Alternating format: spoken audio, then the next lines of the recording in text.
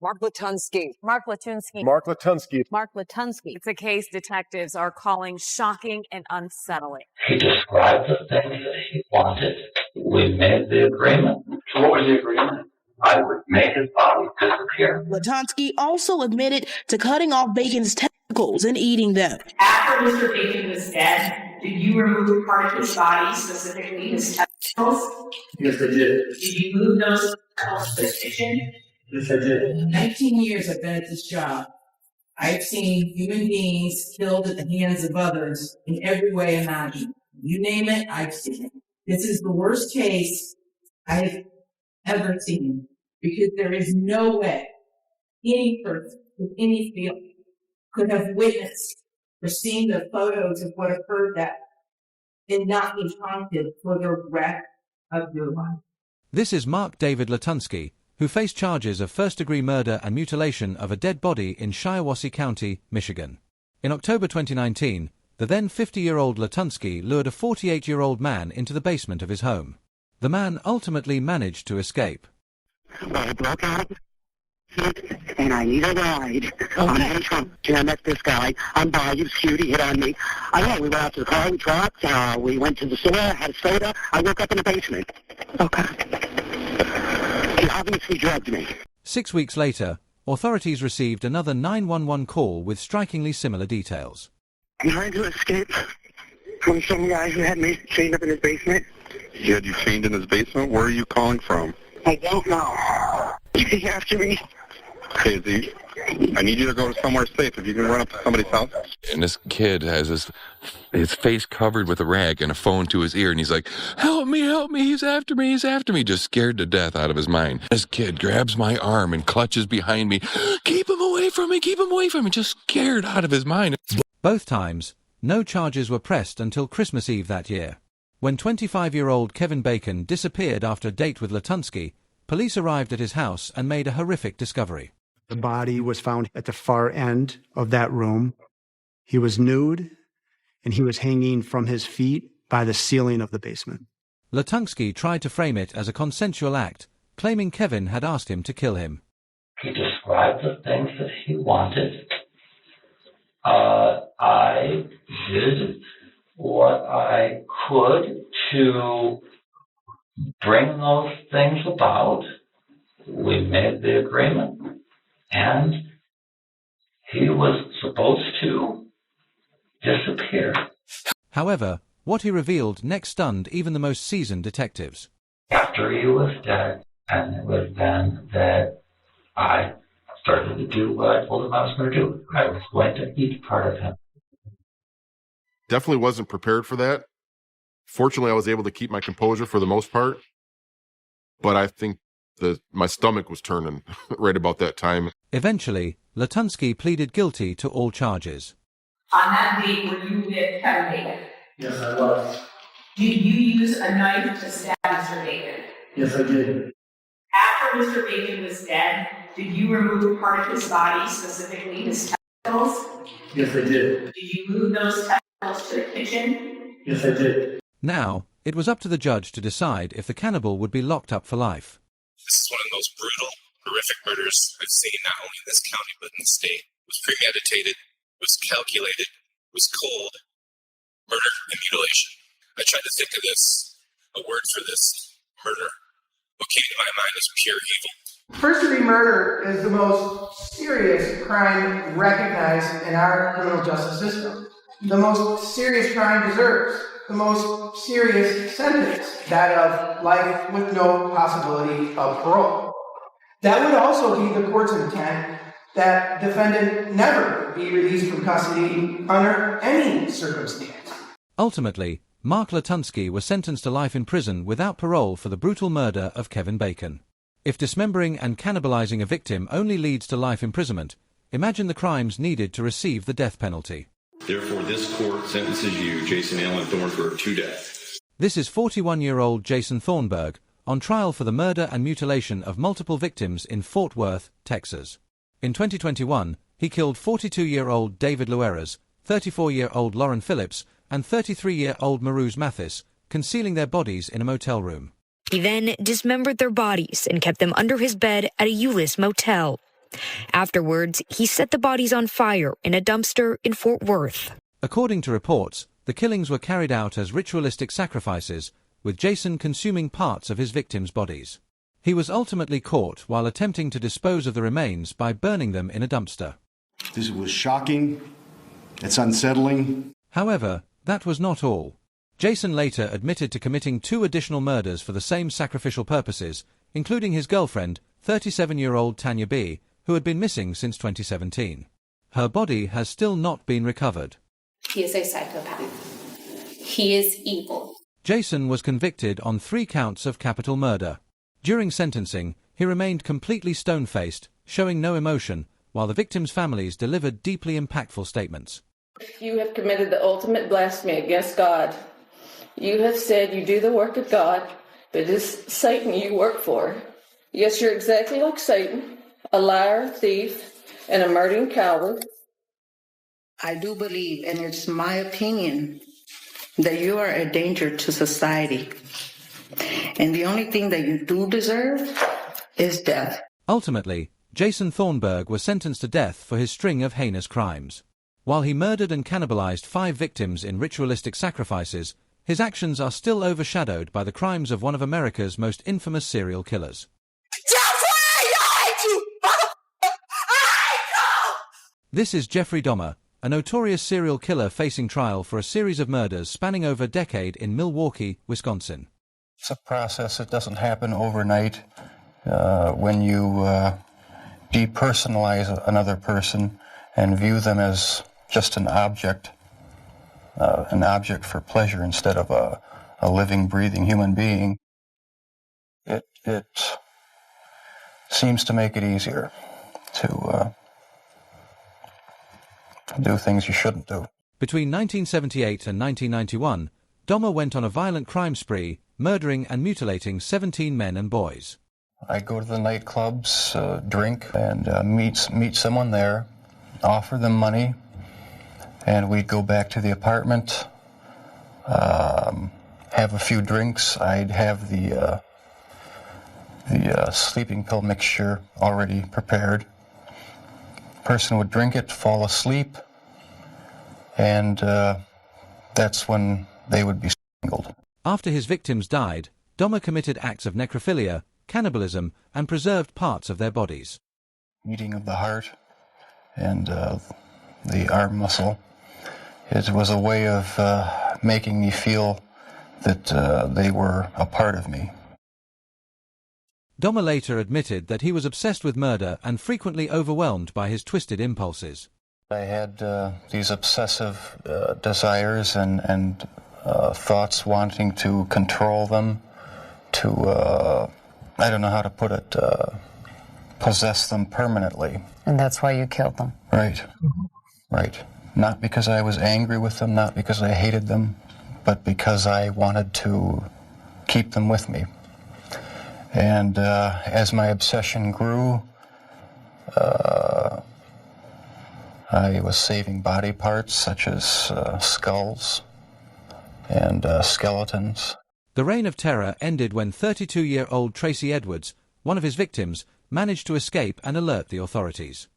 He was listening to my heart because at a point he told me he was going to eat my heart at that point. I hit him and I ran. When police arrived, the evidence they uncovered shocked the entire nation. Dismembered human remains, decapitated heads in a refrigerator freezer, limbs and male genitals in other containers, and a large barrel full of acid. And there were human heads and bones and things all over every drawer we opened, every cabinet we opened. There was a body part. Dahmer was charged with 16 counts of first-degree murder. He pleaded guilty but insane to 15 of them. Although diagnosed with multiple mental disorders, he was ultimately deemed legally sane to stand trial. After a 2-week trial, he was convicted on all 15 counts. During sentencing, family members delivered powerful impact statements, and for one, the emotions became too overwhelming. Oldest sister of Errol Lindsay, whatever your name is, Satan. I'm mad. This is how you act when you are out of control. I don't want to ever see my mother have to go through this again. Never, Jeffrey. Jeffrey, I hate you, motherfucker. I hate you.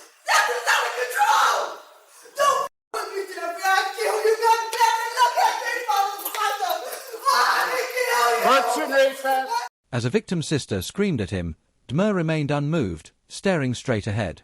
Later, he took responsibility for his actions and offered apologies to the grieving families. I didn't ever want freedom. Frankly, I wanted death for myself. This was a case to tell the world that I did what I did not for reasons of hate. I hated no one. I knew I was sick or evil or both. Now I believe I was sick, and if I could give my life right now to bring their loved ones back, I would do it. I am so very sorry. I deserve whatever I get because of what I have done. In 1992, Jeffrey Dahmer received 15 consecutive life sentences, ensuring he would spend the rest of his life in prison. It now becomes the duty of the court to impose sentence in this case. I believe what we had was a homosexual who could not accept the fact that he was a homosexual. And there was never a problem in a situation that he could walk away from and remain, in effect, anonymous. But once he brought somebody to his home, he could no longer remain anonymous. There's one way to avoid that: destroy the evidence. It's a vicious way to destroy the evidence, but that's my view of what was going on. In terms of what happened to these people, gosh, I was horrified. As to count 1, count 2, count 3, count 4, life imprisonment. 2 years later, he was beaten to death by a fellow inmate at the Columbia Correctional Institution in Portage, Wisconsin. While Jeffrey Dahmer butchered, preserved, and cannibalized his young victims in private, how does it compare to murdering and eating someone in broad Colin Czech daylight? Oh my God! I don't know what the... Is he still feeding him? Yeah, I don't know what the was it is, man. That's some weird... This is 29-year-old Colin Czech, accused of fatally beating a man and cannibalizing part of his face at a bus stop in Las Vegas, Nevada. He's beating him, ma'am. Yeah, ma'am, please. Get that police over here. Okay. And the Are you ambulance. on the line? You said he's feeding him right now? Yeah.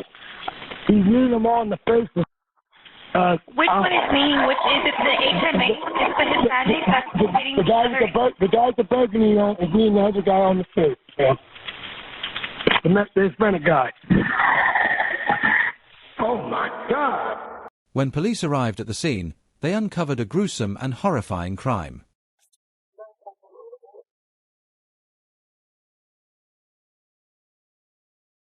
What's going on? Oh my gosh. What's going on? Get away. Get away. Get on the ground. Colin was discovered covered in blood, sitting beside the body of Kenneth Brown. Closer inspection revealed that Brown was missing an eyeball and an ear.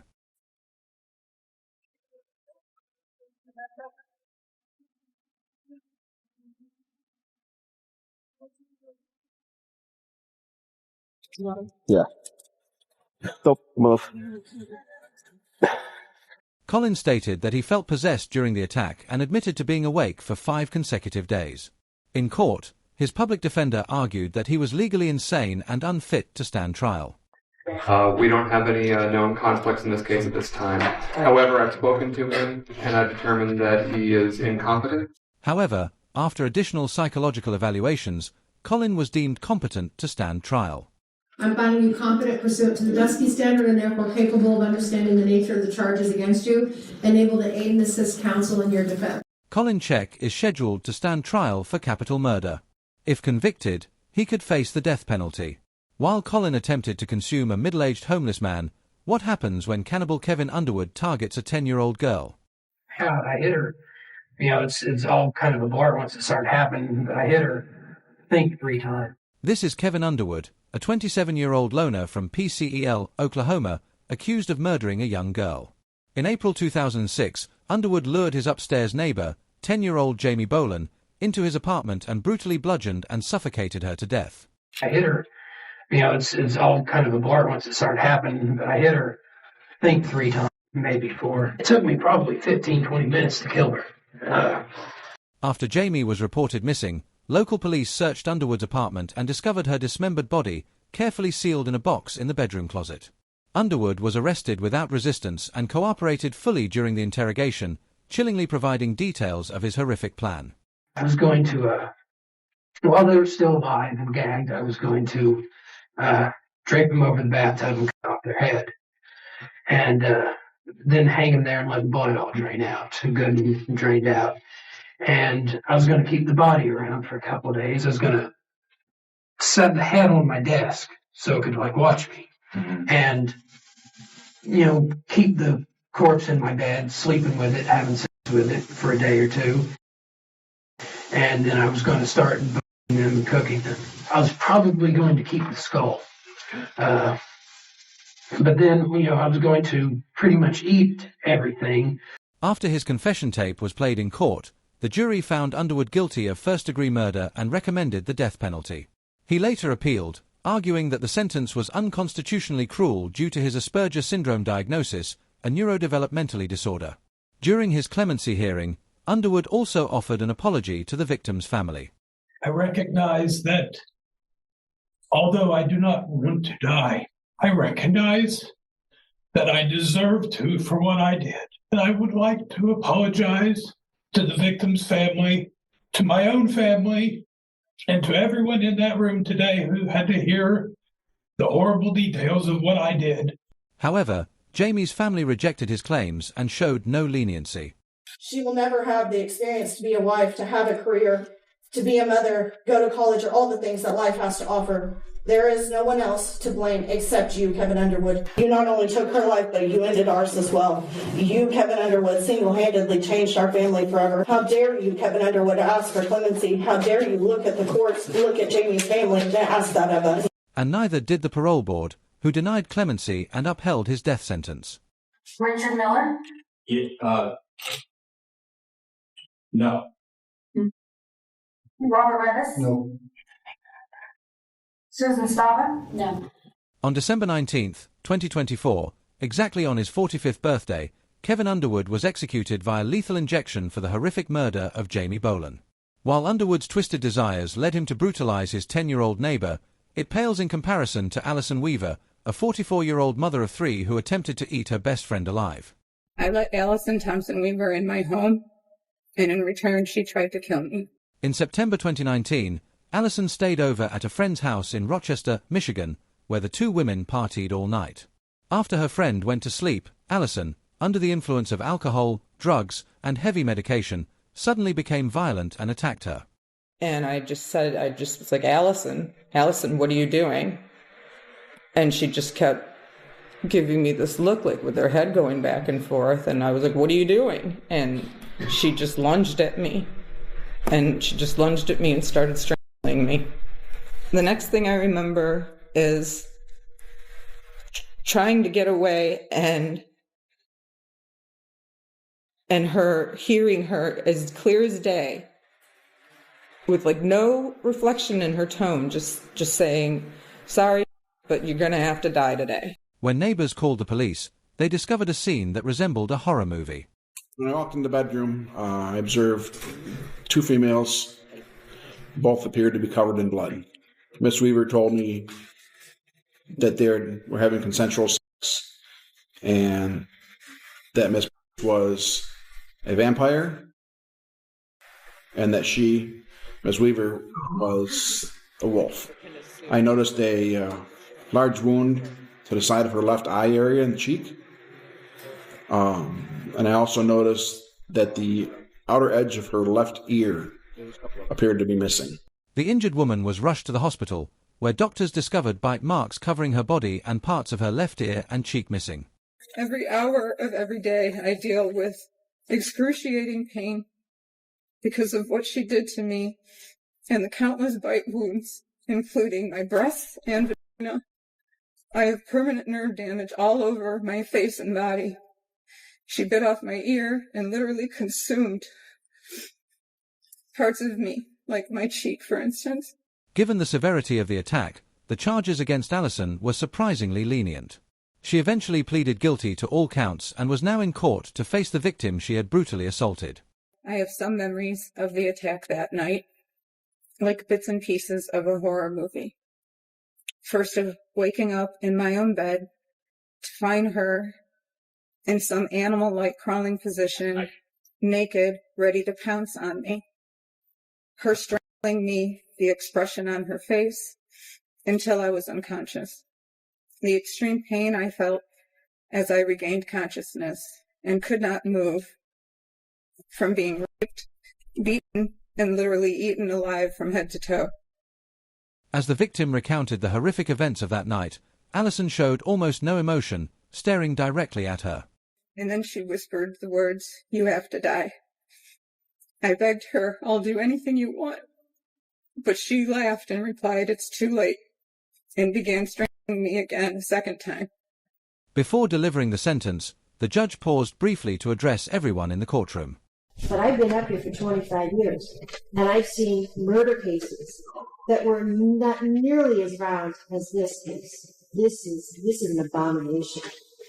And it was like reading a script for a horror movie. I can't even imagine what you were going through.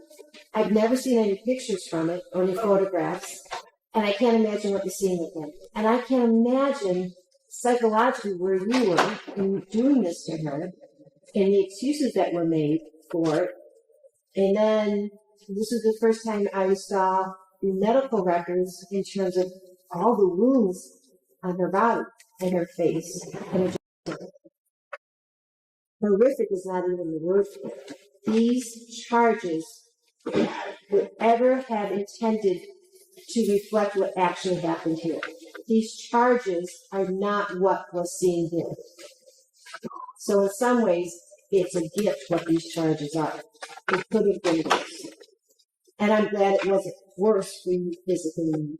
In the end, Allison Weaver received a prison sentence of 10 to 15 years for the brutal attempted murder of her best friend.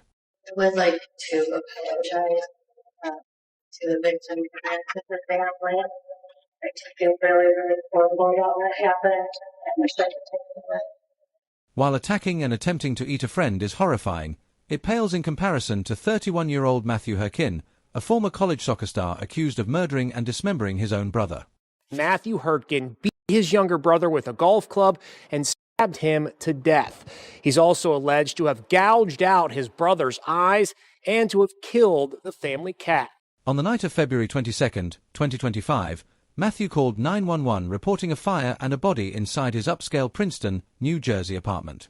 Police arrived to find the mutilated body of 26-year-old Joseph Harkin, Matthew's brother and former college soccer player, with multiple stab and blunt force wounds. Reports indicate Matthew allegedly bludgeoned Joseph with a golf club, stabbed him, and cannibalized parts of his body. Investigators also found evidence that Matthew had killed the family cat and set it on fire. While no clear motive emerged, disturbing online posts suggested serious mental health struggles. Quote, "He still has a pulse, blood still flows through his veins." There were also reports that Matthew attempted suicide while in custody and appeared in court wearing a suicide smock. Matthew Harkin's case is still ongoing, and if convicted, he could face 30 years to life in prison. While Matthew murdered his younger brother and allegedly ate his eyeball, the question remains, what happens when a convicted teenage murderer like Joseph Oberhansley later commits a horrifying act of cannibalism? It just isn't right that this person, this evil, evil, evil monster. This is Joseph Oberhansley, a man from Utah, on trial in Jeffersonville, Indiana, for murdering his girlfriend and consuming parts of her body. They say he lived at this home with the victim, and police say when they came to this home this morning, Oberhansley is the one who answered the door. They went inside and found the woman's body. In September 2014, Oberhansley broke into the home of 47-year-old Tammy Jo Blandon and brutally stabbed her 25 times with a trench knife. Police discovered her mutilated body in the bathroom, with parts of her body missing. Officers also testified Blanton's back door appeared to have been forced open. When police went inside, they found blood in several places around the home, and they found Blanton dead in her bathtub. This wasn't Oberhansley's first encounter with murder. In 1998, at age 17, he fatally shot his girlfriend and attempted to kill his mother and 13-year-old sister. However, his family refused to testify, and he accepted a plea deal for manslaughter, resulting in only 15 years in prison. I'm here to support him. I know Sabrina to me is alive in spirit. And I believe that Sabrina would forgive Joseph. Truly, I do. Now 30, Oberhansley was arrested again for murder. This time, he confessed to killing Tammy and consuming parts of her brain, heart, and lungs. Later, he attempted to retract his confession, claiming he was not Joseph Oberhansley. I don't know who's been paroled. Who's Brown? Me. I'm Zeus Brown. Did you commit these crimes? I'm Joseph. Zeus Brown. Oberhansley's initial trial concluded with a hung jury. Charges and allegations against me are false. That's why they won't let me talk to you people. What do you think about the death penalty? They're holding back all my mail. I haven't been able to receive What do you think any about the mail, death penalty? any phone calls, letters, anything. So for all my family and friends out there, you know why I haven't been able to respond to you. The prosecution requested a retrial, and in 2020, Oberhansley was finally convicted of first-degree murder and burglary. Yeah, she tried to help this fool, and just isn't right that this person, this evil, evil, evil monster, there's nothing insane about him. He's just evil. Ultimately, Joseph Oberhansley was sentenced to life in prison with no hope for parole for the gruesome murder of Tammy Jo Blandon. If murdering a woman and eating her organs gave police a hard time, imagine the horrors they faced when they came across Austin Harouff, a 19-year-old Florida teen accused of a grisly double murder. The teenager killed a husband and wife and the man's flesh. On August 15, 2016, John Stevens and his wife Michelle Mishun were settling in for a quiet evening when suddenly they were attacked without warning, prompting a rapid-fire rescue response to the scene. Fire rescue, what's your address? Young man up a woman across the street. Okay, are they outside or in a house? It's in a garage. I ran over there. I'm bleeding profusely here at the moment. Okay. I don't know what happened. Do you know who he is? I have no idea. It appears he's still there. When police arrived, they were met with a horrific and blood-soaked scene. I saw a huge giant trail of blood. He had his legs intertwined, his arm wrapped around the male, and he had his fingers like a fish hook in his mouth, pulling his face off, trying to pull his cheek apart. He was ground. He was screaming, "Kill me! I'm eating people! Kill me!" Very loud. They watched helplessly as Austin sat on Stephen's chest and chewed on his face while he was still alive. Once in the hospital, detectives reported they saw Harouff spit out what appeared to be human flesh. Then they say they saw human hair in his mouth. Deputies heard him say, quote, "Help me, I ate something bad." A sergeant asked him what he ate. Documents show he responded with, quote, "humans." Austin was arrested and charged with multiple offenses, including 2 counts of first-degree murder. He claimed he had a manic episode and blacked out several times during the attack. Like, I have some memory of what happened, but I don't remember how we got into the altercation or into the fighting. I don't remember.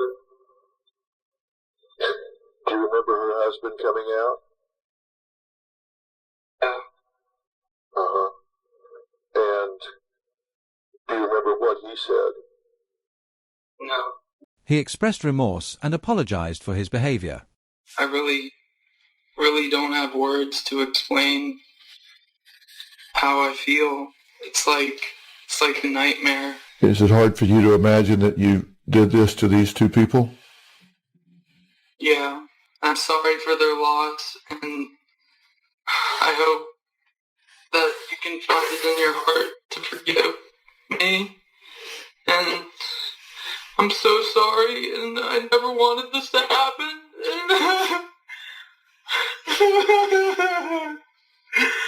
I'm so sorry. Austin pleaded not guilty by reason of insanity. After several psychiatric evaluations, a judge accepted his plea. It's safe to say the victim's family was far from pleased with this outcome. I hate you. I hate you with every part of my being. Your family deserves to suffer the way my family suffers. Some of their anger and grief were also directed at Austin's parents. You both said your son acted strangely for weeks leading up to the murders, and you even set up an appointment for him to be evaluated. You should have done your job better, quicker. You should not be purchasing him knives. As the scathing impact statements ended, Austin gazed toward the heavens, perhaps seeking divine intervention. I hope that he stays wherever you are sending him forever, and if not forever, for at least my lifetime. I hope society is ready to live with a person like you. Because if you get out and I'm alive, I will call attention to it. Austin Harouff is currently held at a secure mental health facility. He could be released in the future if doctors and a judge determine he is no longer a danger to society. Although Austin once randomly attacked a man and chewed on his flesh, what happens when a victim willingly chooses a killer to consume him? Wie gesagt, hatte die Vorstellung, dass ihm also das Fleisch lebend von den Knochen gerissen. This is Armen Muse, a 44-year-old computer technician accused of murdering and cannibalizing a man in Rosenberg, Germany. In 2001, Muse met 43-year-old Bernd Brandes on an online fetish website. Brandes was a willing participant who wanted Muse to murder and cannibalize him. Und seine Vorstellung war es ja, dass ihm also das Fleisch lebend von den Knochen gerissen wird. Er hatte ja gesagt, also er will seinen ultimativen Höhepunkt erleben. Und für ihn war eben diese Vorstellung, wenn er praktisch bei lebendigem Leib verspeist wird, dieses ultimative Glücksgefühl. The two met at Muse's home, and what occurred there sent shockwaves around the world. Ich habe ihn in den Hals gestochen, praktisch hier rein, sodass die Messerspitze auf der anderen Seite wieder herausguckte. Das erste Mal, wo ich dann von ihm gegessen habe, das war ein Stück aus dem Rücken, was ich mir extra vorher zurechtgelegt hatte. Und das Fleisch schmeckt ähnlich wie Schweinefleisch, etwas herber, kräftiger. Aber ansonsten, wenn jemand anders davon gegessen hätte, er hätte keinen Unterschied gemerkt. Also es schmeckt recht gut. Muse continued to indulge his depraved desires for the next 10 months, until a student came across his online ad seeking a new victim and reported it to the German authorities. Investigators found Brandes' remains scattered throughout the house, with some buried in the backyard. They also discovered several videotapes and photographs documenting the entire process. Muse was arrested and went to trial. Although the charges were severe, he was initially convicted of manslaughter and sentenced to 8.5 years in prison in 2004. A year later, the prosecution appealed the verdict, and after a retrial, his manslaughter conviction was overturned and Muse was sentenced to life in prison. Ich hatte mir das ja nun auch über 40 Jahre lang oder 30 Jahre lang praktisch herbeigesehnt und